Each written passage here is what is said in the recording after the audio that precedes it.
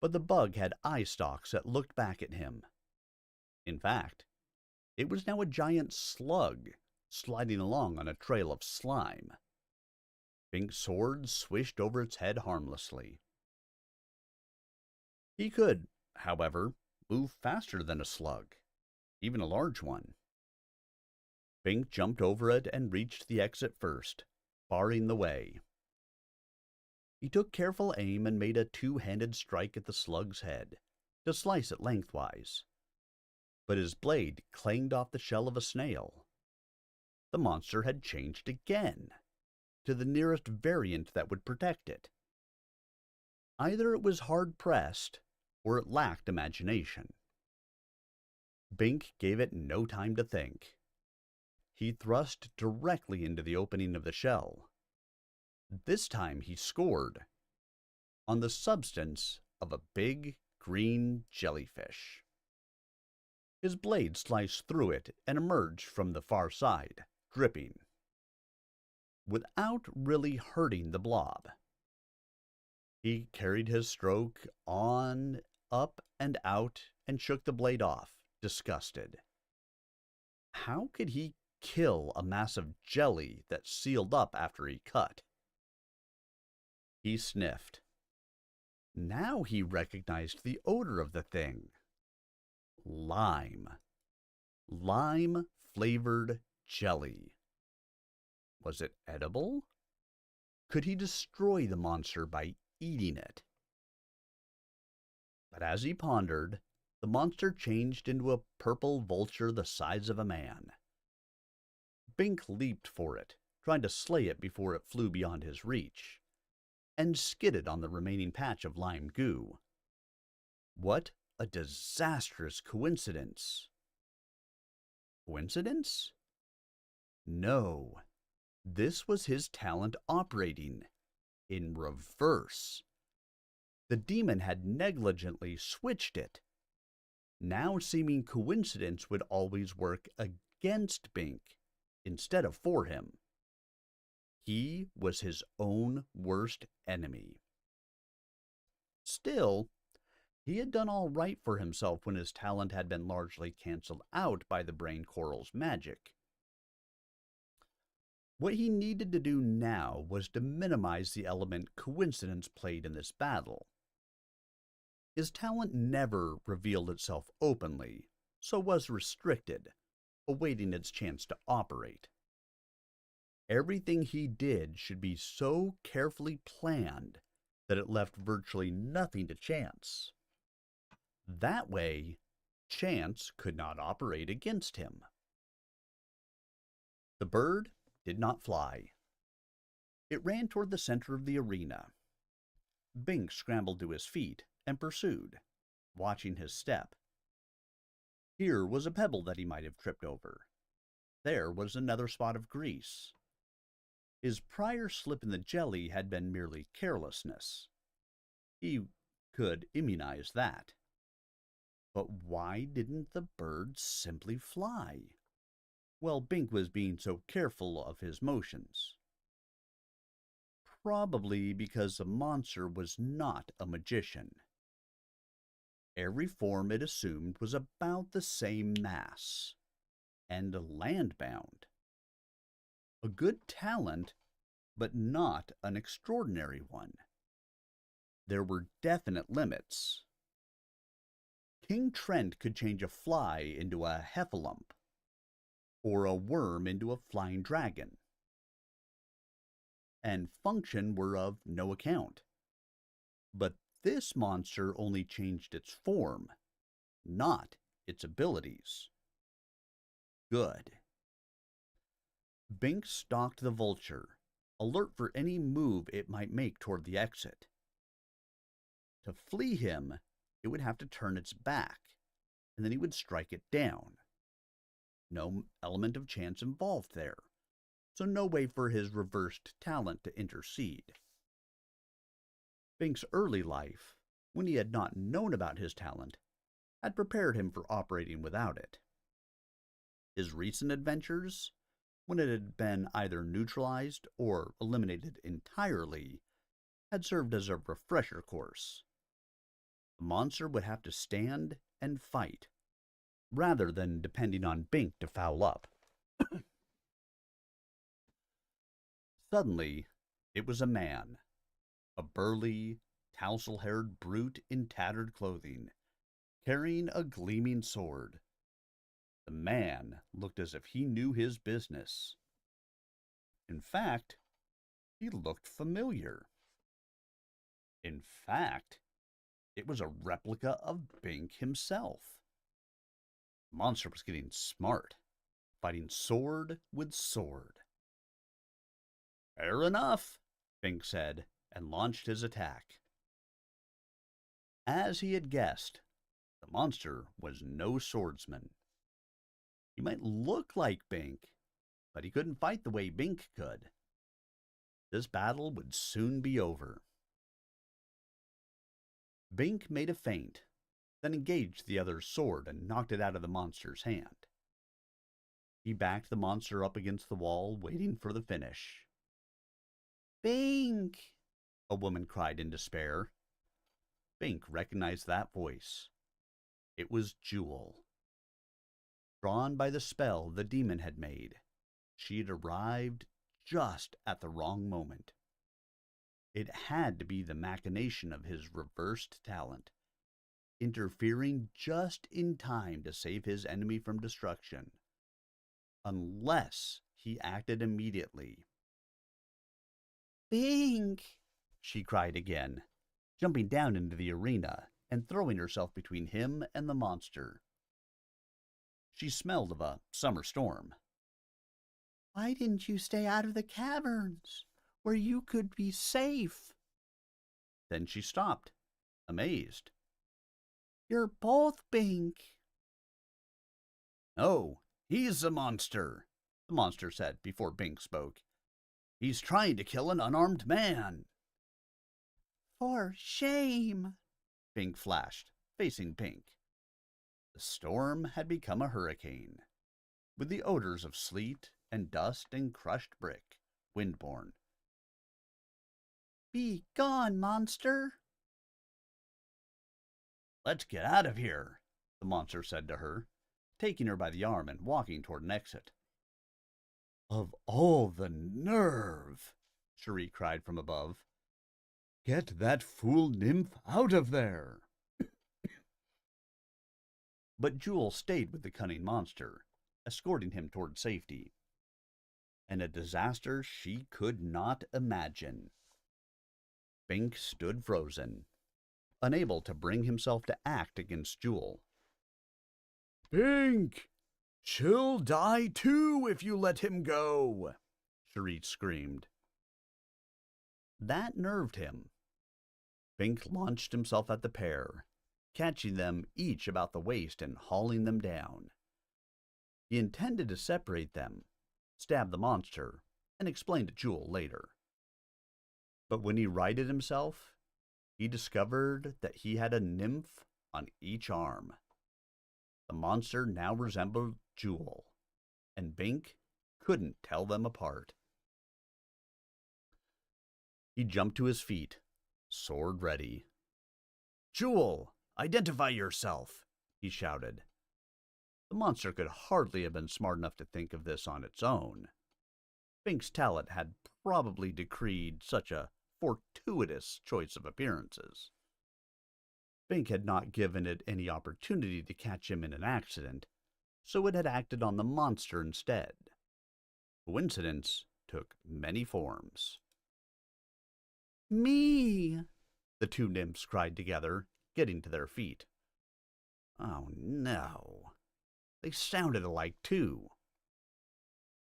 "Jewel, I'm fighting a change-shaped monster," he cried to them both. "If I don't kill him, he'll kill me, one way or another. I've got to know which one he is." Assuming the monster was male. Bink had to assume that, because he didn't want to kill a female. "Him!" both nymphs cried, pointing at each other.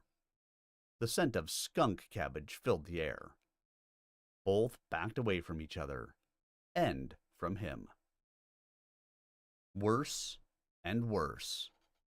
Now his talent had the bit in its teeth, determined not to let him prevail. Yet he had to kill the monster, and to spare Jewel. He could not afford to choose randomly. The nymphs were heading for different exits. Already it was too late to catch both. Upon his choice rested the fate of himself and all his friends, and his infernal talent would surely make him choose wrongly. No matter which one he chose, it would be the wrong one. Somehow. Yet to make no choice would also spell doom. Bink realized that the only way he could be sure of salvaging anything was to kill them both. The monster and the nymph woman who loved him. Appalling decision. Unless he could somehow trick the monster into revealing itself. Calling it that would be easy to kill. "You are the monster!" he cried, and charged the nymph on the right, swinging his sword. She flicked a glance over her shoulder, saw him, and screamed in mortal terror. And the smell of dragon's breath, the essence of terror, was strong. Bink completed his swing, avoiding her as she cowered, and hurled his sword at the second nymph, who was almost at the second exit. The one he had decided was really the monster. But the near nymph, in her terror, threw up her hands defensively. One hand brushed Bink's sword arm, just as he threw the weapon, fouling his aim. His talent again, using his friend to bulk his attack on his enemy. Yet, it was not over. The monster, seeing the approaching blade, leaped to the side, right into the mist-thrown sword. The blade struck the chest and plunged through. Such was the force of Bink's throw and the charm of the weapon. Transfixed, the monster fell. Two bad lucks had canceled each other out. Bink, meanwhile, crashed into Jewel, bearing her to the floor. "Sorry," he said. "I had to do it. Make sure." "That's quite all right," she said, struggling to get up. Bink got to his own feet and took her by the elbow, helping her. But his eyes were on the dead or dying monster. What was its natural form? The monster didn't change. It still looked exactly like Jewel, with full bosom, slender waist, healthy hips, ideal legs, and sparkling hair, and blood washing out around the embedded sword. Strange. If the monster was mortally injured, why didn't it revert to form? If it were not, why didn't it scramble up and out the exit? Jewel drew away from him. "Let me go clean up, Bink," she said. At the moment, she smelled of nothing. Of nothing? "Make a smell," Bink said, grabbing her arm again. "Bink, let me go," she cried, pulling toward the exit. "Make a smell," he growled, twisting her arm behind her back. Suddenly, he held a tangle tree. Its vines twisted to grab him, but they lacked the strength of a real tangler, even a dwarf species. Bink clamped both his arms about the tree, squeezing the tentacles in against the trunk, hard. The tree became a squat sea serpent. Bink hunched his head down and continued squeezing. The serpent became a two-headed wolf, whose jaws snapped at Bink's ears. He squeezed harder. He could afford to lose an ear in order to win the battle. The wolf became a giant tiger lily, snarling horrendously, but Bink was crushing its stem. Finally, it got smart. It changed into a needle cactus. The needles stabbed into Bink's arms and face, but he did not let go. The pain was terrible, but he knew that if he gave the monster any leeway at all, he would change into something he couldn't catch, or his talent would arrange some coincidental break for it. Also, he was angry. Because of this creature, he had cut down an innocent nymph, whose only fault was loving him. He had assumed that jinxes had canceled out when his misthrown sword cut her down. That had not been the case. What an awful force his talent could be. His hands and face were bleeding, and a needle was poking into one eye. But Bink squeezed that cactus torso with the passion of sheer hate until it squirted white fluid. The thing dissolved into foul-smelling goo. Bink could no longer hold on. There was nothing to grasp, but he tore at the stuff with his hands, flinging gobs of it across the arena, and stomped the main mass flat. Could the monster survive dismemberment, even in this stage? "Enough," the demon said. "You have beaten it."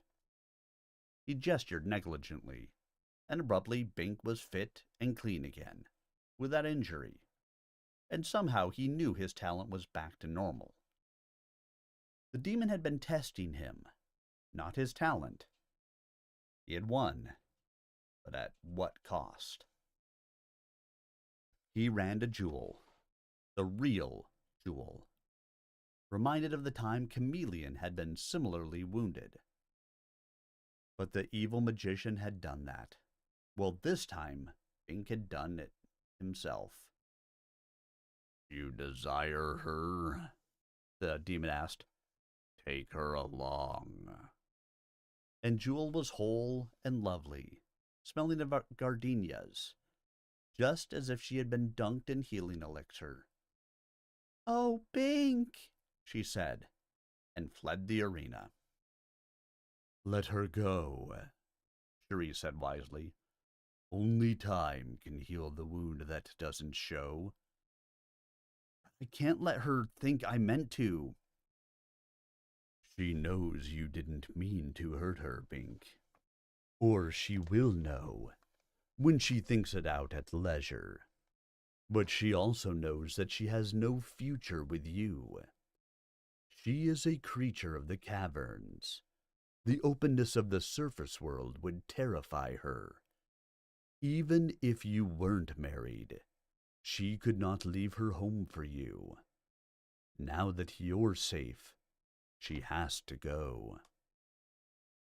Bink stared the way Jewel had gone. "I wish there was something I could do." "You can leave her alone," Cherie said firmly. "She must make her own life."